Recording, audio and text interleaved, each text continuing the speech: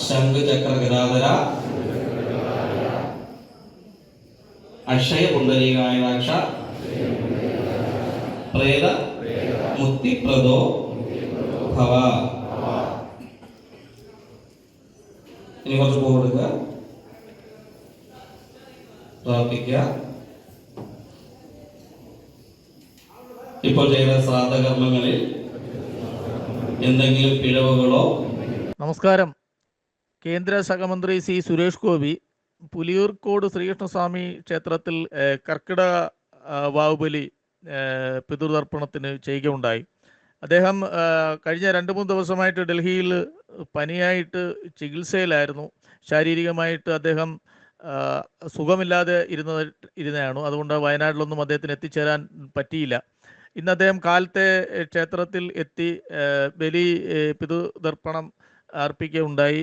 ഈ കലാമഠം വിഷ്ണു നമ്പൂതിരിയുടെ മുഖ്യ കാർമ്മികത്തിലായിരുന്നു ബലിതർപ്പണം. ഇന്ന് അതിനുശേഷം വൈകുന്നേരത്തോടുകൂടി അദ്ദേഹം വയനാട്ട് പോകുമെന്നാണ് അറിയിച്ചിരിക്കുന്നത്. ക്ഷേത്രത്തിൻ്റെ സെക്രട്ടറി ആയിരിക്കുന്ന ചെറുവൈക്കൽ ജയകുമാറിനെ ഇന്നലെ വൈകുന്നേരം തന്നെ അദ്ദേഹം വിളിച്ച് പറയുകയുണ്ടായി ഇന്നിവിടെ ക്ഷേത്രത്തിൽ വരുമെന്നും. മുൻകാലങ്ങളിൽ ക്ഷേത്രത്തിൽ എത്തിയിട്ടുണ്ടെങ്കിലും നിരവധി വഴിപാടുകളും ഒക്കെ അദ്ദേഹം ആ ക്ഷേത്രത്തിൽ നടത്തിയിട്ടുണ്ടെങ്കിലും ആദ്യമായിട്ടാണ് ബലികർമ്മം നടത്താനായിട്ട് അദ്ദേഹം ഇവിടെ എത്തിച്ചേരുന്നത്.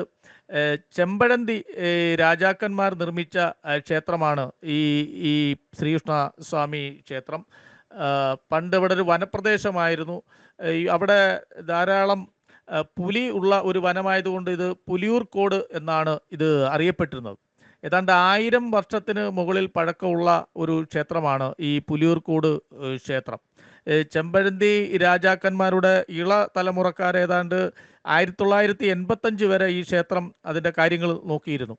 പിന്നീട് ഈ ഇളതലമുറക്കാർ ക്ഷേത്രം പൊതുജനങ്ങൾക്ക് വിട്ടുകൊടുക്കുകയും പൊതുജനങ്ങളെല്ലാം ചേർന്ന് ഒരു ക്ഷേത്രത്തിന് ട്രസ്റ്റ് രൂപീകരിച്ച് ാണ് ഇപ്പോൾ ഈ ക്ഷേത്രത്തിൻ്റെ പ്രവർത്തനങ്ങളൊക്കെ നടക്കുന്നത്.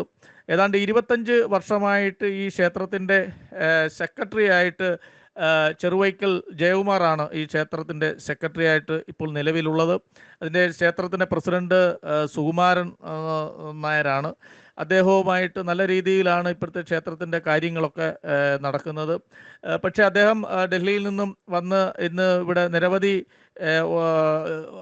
നിരവധി ജനങ്ങൾ ഭക്തിസാന്ദ്രമായി കർക്കിട വാവുബലിക്ക് പിതൃതർപ്പണത്തിന് അവിടെ ക്ഷേത്രസന്നിധിയിൽ ഉണ്ടായിരുന്നു.